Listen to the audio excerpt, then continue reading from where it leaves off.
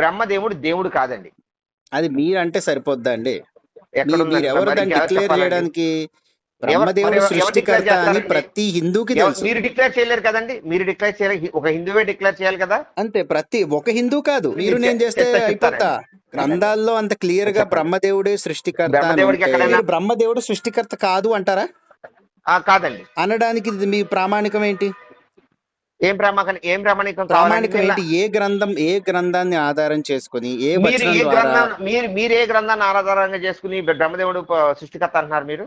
ఒక్క నిమిషం, మీకు ఏమైనా వచనం చూపించమంటారా?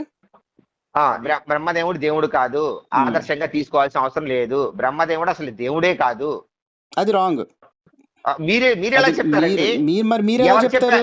మీరు ఎలా చెప్తారు? నేను ఒక హిందువునండి. నేను ఒక హిందూ అయితే హిందువు. బ్రహ్మదేవుడు సృష్టికర్త అని మీకు మీ గ్రంథాల్లో ఎక్కడెక్కడ ఉందో మొత్తం తప్పేనైతే? తప్పేనండి. ఆ? తప్పే.